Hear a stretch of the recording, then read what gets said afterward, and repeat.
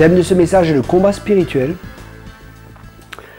Nous allons voir que dans Éphésiens 6, verset 10, il est dit « Au reste, soyez puissants dans le Seigneur par sa force souveraine ». Là, il est important de voir juste le petit mot qui dit « au reste ». Au reste, ça signifie qu'il y a quelque chose qui est au préalable. Il y a quelque chose qui est avant. Et nous voyons que l'épître aux Éphésiens, c'est l'épître qui est appelée l'épître de la maturité. Et nous voyons qu'au début, l'apôtre Paul prie. Dans Éphésiens 1, au verset 17, il dit, ou au verset 16, « Je ne cesse de rendre grâce pour vous, faisant mention de vous dans mes prières, afin que le Dieu de notre Seigneur Jésus-Christ, le Père de gloire, vous donne un esprit de sagesse et de révélation dans sa connaissance, et qu'il illumine les yeux de votre cœur pour que vous sachiez quelle est l'espérance qui s'attache à son appel. » Donc il prie pour que nous ayons de la connaissance, pour que nos yeux spirituels soient ouverts, pour que nous puissions comprendre les choses spirituellement.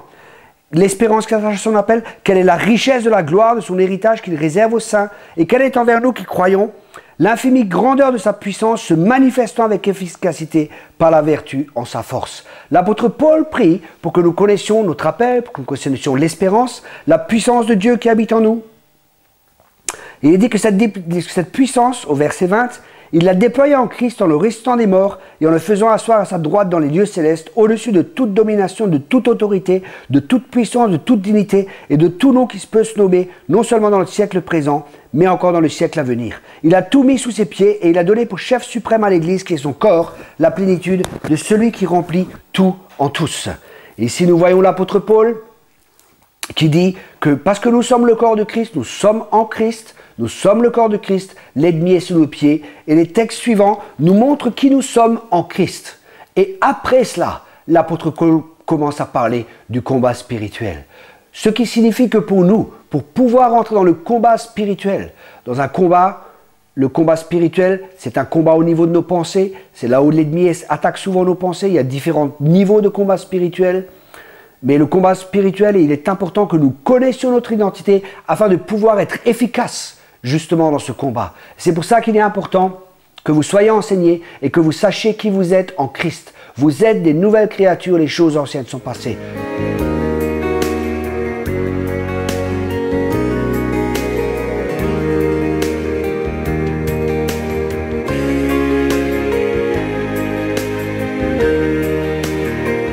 Dans ce texte que nous voulons lire, il est dit « Au reste, soyez puissants dans le Seigneur par sa force souveraine ». Nous venons de voir qu'il est important de connaître notre identité. Et après, le texte nous dit « Revêtez-vous de toutes les armes de Dieu, afin de pouvoir tenir bon devant les manœuvres du diable. » Donc nous voyons que pour pouvoir tenir bon, pour pouvoir garder notre position en Christ, il est important pour nous de connaître les armes que Dieu nous a données. En effet, ce n'est pas contre le sang et la chair que nous luttons, mais contre les principats, contre les autorités, contre les pouvoirs de ce monde de ténèbres, contre les puissances spirituelles mauvaises qui sont dans les lieux célestes.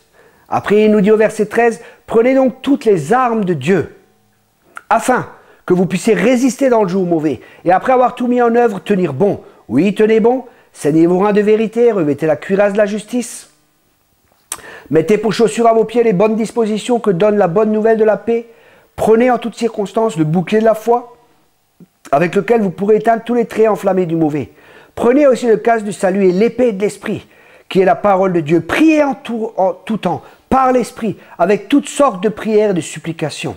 Pour ce faire, restez éveillés, consacrez-vous toujours assidûment à supplier pour tous les saints. Pour moi aussi, afin que la parole, quand j'ouvre la bouche, me soit donnée pour que je fasse connaître avec assurance le mystère de la bonne nouvelle, pour lequel je suis ambassadeur dans les chaînes, que j'en parle avec assurance, comme je dois en parler.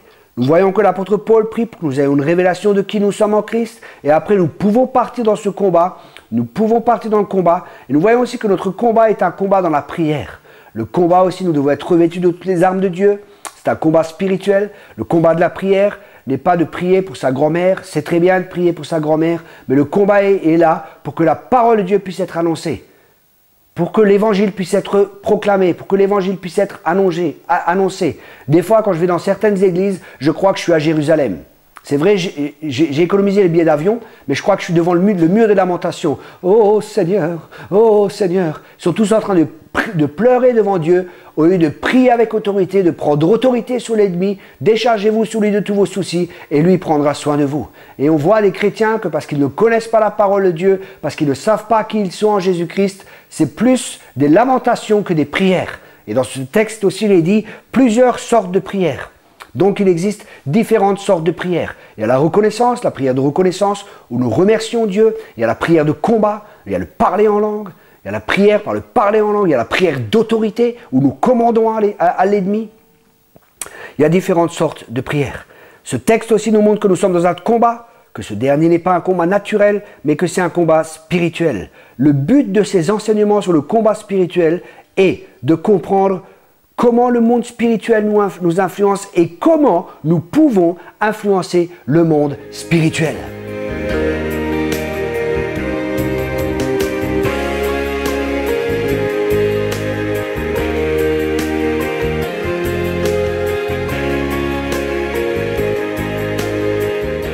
Ce texte nous a montré que nous sommes dans un combat. Ce n'est pas un combat naturel, mais c'est un combat spirituel. Et il est dit aussi que nous devons nous fortifier dans le Seigneur. Et pour nous, il est important d'apprendre à nous fortifier dans le Seigneur. Ce qui signifie dans la présence de Dieu, avec la parole de Dieu, en priant en langue. Celui qui prie en langue s'édifie lui-même. Donc c'est quelque chose qui est important. Si vous n'êtes pas baptisé du Saint-Esprit, c'est très facile. Recevez maintenant le baptême du Saint-Esprit. Commencez simplement à parler en langue. C'est aussi simple que ça. Si vous croyez, vous avez reçu maintenant le baptême du Saint-Esprit. Vous savez, ce n'est pas besoin d'être compliqué. Vous parlez simplement en langue, maintenant vous ouvrez votre bouche et je prie que le Saint-Esprit vienne vous visiter. Soyez baptisés maintenant dans le Saint-Esprit, dans le nom de Jésus. Vous croyez, vous commencez à parler un langage inintelligible, laissez votre raison de côté, laissez votre intelligence de côté, commencez simplement à parler et vous allez voir que le miracle sera fait. Si c'est le cas, écrivez à l'email qui est derrière pour pouvoir nous encourager. Pour encourager aussi les personnes qui se donnent, qui se consacrent à la télé. Nous avons besoin de vos encouragements. Merci beaucoup. Il est dit de nous fortifier dans le Seigneur et de se revêtir de toutes les armes de Dieu. C'est ce que nous allons étudier plus tard. Ces armes servent à lutter contre les ruses du diable. Nous avons vu aussi que Satan a des ruses et il est question aussi de la prière dans ce texte. Il existe aussi différents niveaux de combat spirituel. Il y a le combat personnel, il y a le combat pour nos bien-aimés, pour notre famille, pour nos foyers, pour nos villes, pour nos églises et pour notre pays. Et il est important aussi d'être équilibré dans le combat spirituel. Écoutez bien ce que je vous dis. Le combat spirituel n'est pas une fin en soi. C'est un moyen pour amener le royaume de Dieu, pour que les perdus soient sauvés. Il y a des gens, ils font du combat spirituel, ils n'arrêtent pas de prier. Depuis 20 ans que je les connais, ils sont toujours dans le combat. Mais ils n'ont jamais amené une âme à Christ. Et là, je me pose vraiment des questions. C'est bien de prier, mais la prière sans les actes est inefficace. C'est très bien de prier, je crois qu'il y a une influence, que ça va faire quelque chose. Mais c'est important, une fois qu'on a envoyé les bombardiers, que les bombardiers soient là, que le personnel terrestre aussi, que l'infanterie se déplace et que nous allons arracher les âmes à Satan. Une autre raison pour le combat spirituel est que le peuple de Dieu se laisse opprimer par manque de connaissances. Nous voyons que l'apôtre Paul, il plie les genoux et il prie pour que nous ayons un esprit de révélation et que nous sachions qui nous sommes en Christ. La plupart des prières de l'apôtre Paul sont dirigées pour les chrétiens, pour que ces derniers reconnaissent qui ils sont en Jésus-Christ. Il est important aussi de ne pas mettre trop d'emphase sur le combat spirituel, ne pas donner la faute au diable pour tout ce qu'il fait, car il peut uniquement faire ce que nous lui permettons qu'il fasse. Un autre problème dans le combat spirituel, c'est que les gens deviennent orgueilleux. Ah, maintenant, nous avons compris, nous sommes l'élite. L'humilité est une clé dans le combat spirituel. Il n'y a qu'une seule élite, et cette élite, c'est Jésus-Christ. Il n'y a qu'une seule star, c'est Jésus.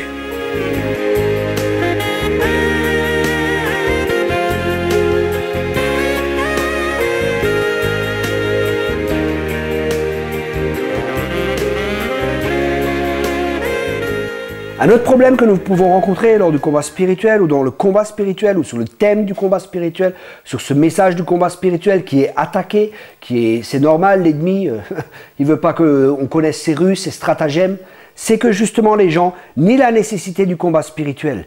Souvent, c'est par ignorance ou par peur du diable. Mon peuple périt parce qu'il n'a pas la connaissance. L'apôtre Paul priait pour ça, pour que nous ayons des révélations. Nous avons besoin d'un esprit de révélation. Ou alors par peur du diable. Ils mettent trop d'emphase sur le diable. Le diable est un ennemi vaincu. Nous sommes le peuple de Dieu. C'est nous qui sommes les vainqueurs. C'est nous qui avons l'autorité sur toute la puissance de l'ennemi.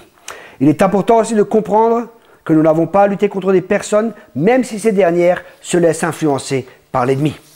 Et nous voyons dans le combat spirituel, il y a 3 phases importantes. Il y a par exemple la conscience. La conscience signifie que nous devons être conscients que nous sommes dans un combat spirituel.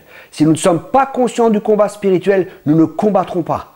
Et nous croirons que les choses qui nous arrivent sont normales et sont naturelles et nous n'allons pas envisager que les choses changent, et nous n'allons rien faire pour que les situations, pour que les circonstances changent parce que nous croyons que c'est naturel. Mais le naturel est toujours influencé par le spirituel. Et pour changer notre naturel, il est nécessaire que le spirituel soit influencé par nous. Rappelez-vous qu'au début, j'ai dit qu'il est important que nous comprenions que le but du combat spirituel est de savoir comment nous sommes influencés spirituellement et comment nous pouvons influencer le monde spirituel pour que les circonstances changent.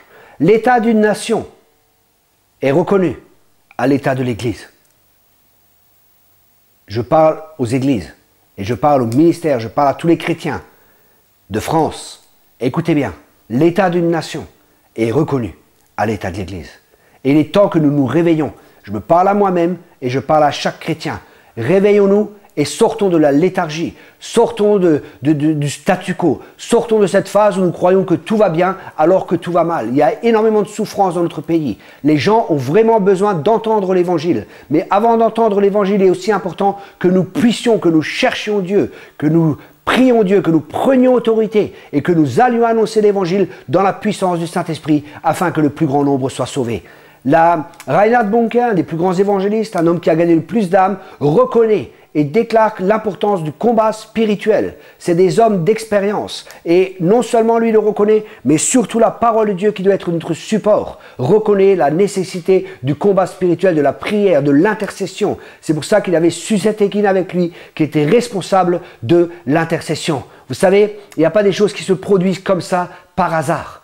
Il y a cause et effet. Et pour cela, il est important pour nous de connaître le combat spirituel, de connaître comment nous pouvons avoir une influence pour que la volonté de Dieu, le royaume de Dieu puisse s'établir sur cette terre.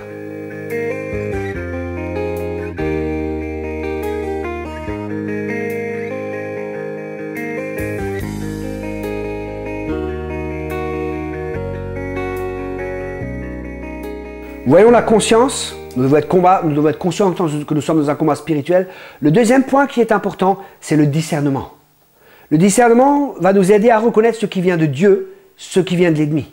Et c'est une des plus grandes armes du diable, c'est l'ignorance. Si nous ne discernons pas ce que l'ennemi est en train de faire, si nous discernons, ce que l'ennemi est en train de faire, il nous sera très facile de le contrecarrer. Si nous ne discernons pas ce que l'ennemi est en train de faire, que nous croyons que ces choses sont naturelles, nous n'allons pas combattre. Et nous serons des chrétiens passifs. Et la passivité donne toujours les droits au diable. Écoutez bien, il y a un monde spirituel qui existe et si nous ne prenons pas notre position en tant qu'Église de Jésus-Christ dans le Dieu céleste, si nous ne prenons pas l'autorité, si nous ne prenons pas la position, l'ennemi prendra la position parce qu'il y aura un vide qui sera là. Et l'ennemi prendra la position et cela influencera le naturel. C'est à nous, peuple de Dieu, de prendre l'autorité. Nous sommes assis avec Christ dans les lieux célestes. C'est à nous d'ordonner, c'est à nous de commander, c'est à nous d'influencer ce qui se passe sur cette terre. Nous avons reçu l'autorité, nous sommes le pilier de la vérité, nous sommes la lumière du monde. Quand la lumière vient, les ténèbres doivent toujours partir. Un troisième point qui est important, c'est la vérité. Nous avons vu le premier point, c'est la conscience. Le deuxième point, c'est le discernement. Le troisième point qui est important dans le combat spirituel, c'est la vérité. Jean 8, verset 32 nous dit « Vous connaîtrez la vérité et la vérité fera de vous des hommes libres. » Mais quand il est question de connaissance dans ce texte, il n'est pas de question de connaissance comme nous croyons de la manière grecque de laquelle nous pensons. La manière grecque de connaître, c'est savoir intellectuellement. La Bible est écrite dans un contexte oriental, dans un contexte hébraïque. Et ce mot connaître ici signifie savoir et mettre en pratique. C'est pour ça que la Bible nous dit, ne soyez pas des auditeurs oublieux, mais heureux l'homme qui entend et qui met la parole de Dieu en pratique. La connaître et la savoir, on est surenseigné dans nos églises. Mais c'est bien d'être enseigné. Mais le plus important, c'est de mettre cet enseignement en pratique. Parce que si ce que l'on sait, on ne le met pas en pratique, cela n'aura pas d'effet et cela sera sans importance. Nous avons besoin de connaître la vérité dans 3 domaines. Premièrement, la vérité sur l'ennemi. Et cette dernière nous est révélée dans la parole de Dieu. La Bible n'a pas de problème pour nous parler du diable. La Bible parle de l'ennemi. Jésus parle de l'ennemi. Jésus est toujours notre modèle et il parle souvent de notre ennemi. Et pour nous, il est important de connaître l'ennemi à travers la parole de Dieu. Ses plans, ses stratagèmes ne nous sont pas inconnus. Mais je mets encore une fois l'emphase, il est plus important de connaître Dieu, mais il est aussi important de connaître l'ennemi. Le plus important, c'est d'avoir une relation avec Dieu, de connaître Dieu et de connaître les stratégies et les stratagèmes. Le deuxième point qui est important, nous avons besoin de connaître la vérité au sujet de Dieu. Ceci est important. Dieu est plus grand que le diable. Il est important de connaître le plan de Dieu, de connaître les stratégies de Dieu, de connaître le caractère de Dieu, de connaître sa voix, afin de pouvoir être dirigé par lui et de connaître les principes de Dieu.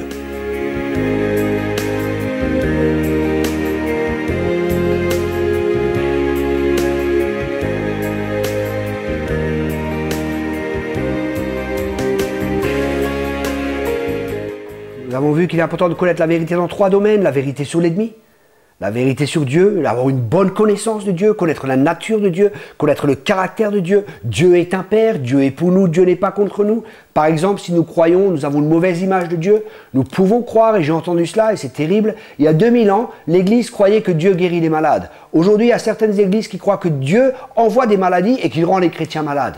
Non, mais ça c'est l'œuvre du diable, claire et nette. Et pour cela, il est important de connaître le caractère de Dieu, de connaître le cœur de Dieu. Ne vous y trompez pas, tout don excellent, toute grâce parfaite viennent du Père des Lumières, chez lequel il n'y a aucune ombre de variation. Le texte dit bien, ne vous y trompez pas. Ce qui signifie que l'ennemi, qui est le trompeur, qui essaie de nous égarer, qui est le séducteur, il essaiera de nous donner une mauvaise image de Dieu, comme il l'a fait avec Ève, en lui faisant croire que Dieu retient quelque chose. Un autre point qui est important, et c'est le 3e point, ce qui est important, c'est de savoir qui nous sommes en Christ. Ève et Adam ne savaient pas qui ils étaient, puisque Dieu a dit, vous avez été créés à l'image de Dieu, puisqu'il a créé l'homme à l'image de Dieu. Satan est venu, il a dit, vous serez comme Dieu. Mais en réalité, ils étaient déjà comme Dieu. Mais Satan, encore une fois, il leur a menti. Mais vous mangerez de cet arbre et vous saurez, vous connaîtrez, vous saurez comme Dieu. Mais on n'a pas besoin de manger de cet arbre de la connaissance. Nous avons besoin de manger de l'arbre de la vérité, c'est Christ. De manger de l'arbre de vie. Et cet arbre de vie, c'est Jésus. C'est pour ça que il est important pour nous de manger la parole de Dieu. Et ce qui est important de savoir pour nous en tant que chrétiens, c'est qui nous sommes en Christ, que nous avons autorité sur le diable, quel est notre rôle, quelles sont les armes qui sont à notre disposition, quelle est notre position face à Dieu et aussi notre position face à l'ennemi. Dieu est notre ami. Et Satan est notre ennemi. Avec les autres, personne, nous devons être humbles, nous devons être envers les hommes, nous devons être comme des hommes. Envers Dieu, comme des enfants. Et envers Satan, nous devons être comme des guerriers. Et pour commencer cette étude, il est important de comprendre le mot « reste », ce que je viens de dire, signifie qu'il existe quelque chose au préalable.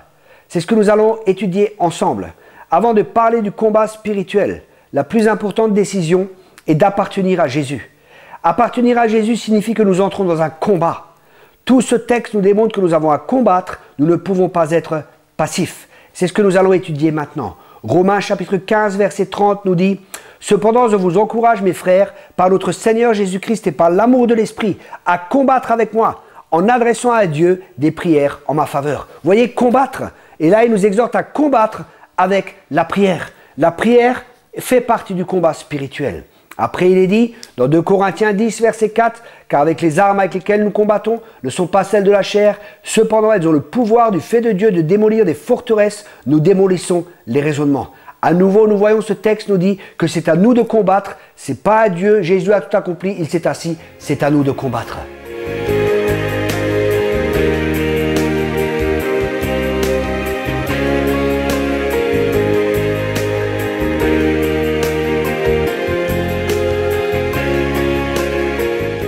Nous allons voir que nous avons un combat. Tous ces textes nous disent que c'est à nous de combattre. Ce n'est pas à Dieu de le faire. Dieu, il combattra des fois pour nous quand il est nécessaire, mais nous avons notre part à faire. Si nous ne faisons pas notre part, Dieu ne pourra pas faire sa part. Dieu nous a donné l'autorité, il nous a délégué l'autorité pour que nous puissions l'exercer sur cette terre.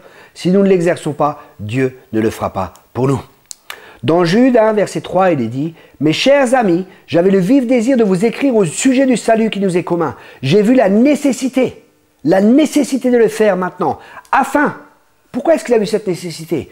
Afin de vous recommander de lutter pour la foi qui a été transmise une fois pour toutes à ceux qui appartiennent à Dieu. » Donc, lutter et combattre. Cela démontre un ennemi et que nous avons notre part à faire. Lutter, la lutte, c'est un corps à corps. C'est quelque chose de c'est acharné. L'apôtre Paul disait, je souffre de nouveau les douleurs de l'enfantement. Je souffre de nouveau afin que Christ grandisse en vous, afin que vous ayez la connaissance, que vous ayez la révélation, que vous sachiez qui vous êtes en Christ, des nouvelles créatures, que les choses anciennes sont passées. Mais pourquoi est-ce que nous devons savoir qui nous sommes en Christ? Afin de pouvoir vivre comme Christ, afin de pouvoir suivre le modèle. Comment est-ce que Christ a vécu? Il allait de lieu en lieu, il guérissait tous ceux qui étaient sous l'emprise du diable, il chassait les démons, il est venu pour détruire les œuvres du diable. Et ça, c'est le rôle de chaque chrétien. Le rôle des ministères est d'éduquer les chrétiens. Le rôle des ministères est de former les chrétiens en vue de l'œuvre du ministère. Les ministères ne sont pas là pour faire le travail. Le rôle des ministères, c'est de vous enseigner, de vous apprendre, d'être des modèles pour vous, afin que vous puissiez faire. Amen. Ce n'est pas juste pour que vous soyez des orateurs, pour que vous soyez des auditeurs, pardon. Vous êtes assis là, tous les dimanches, on vous gave comme des oies. Non, ce n'est pas le but. Le but, c'est de vous enseigner afin que vous alliez et que vous fassiez des disciples, afin que le plus grand nombre soit sauvé. Et c'est le but aussi de cette émission télé. Le but n'est pas que vous ayez beaucoup de connaissances. Le but est que vous mettiez la connaissance que vous apprenez à travers ces émissions télé qui sont là pour que vous mettiez en pratique. Pour que mon ministère ait du succès, il est nécessaire que j'ai des successeurs. Un ministère qui est à maturité, c'est un ministère qui a des successeurs. Amen. Et c'est le but aussi de ces émissions, c'est de vous enseigner pour que vous puissiez faire l'œuvre du ministère. Philippiens 1, verset 27 nous dit aussi, « Seulement conduisez-vous d'une manière digne de l'évangile du Christ, afin que soit que je vienne vous voir, soit que je reste absent, j'entende dire de vous que vous demeurez ferme dans un même esprit, combattant d'une même âme pour la foi de l'évangile. » À chaque fois, nous voyons combattre. Tous ces textes démontrent que nous avons tous à combattre, que ce n'est pas réservé à une élite, mais que chaque chrétien est appelé au combat. Vous savez, si l'ennemi arrive à vous faire croire que vous n'êtes pas appelé au combat, dans des domaines de votre vie, si vous ne combattez pas, l'ennemi prendra le dessus. Chaque chrétien est appelé au combat. Ce n'est pas réservé à une élite, ce n'est pas réservé à quelques chrétiens. Chaque chrétien est appelé à combattre le bon combat de la foi.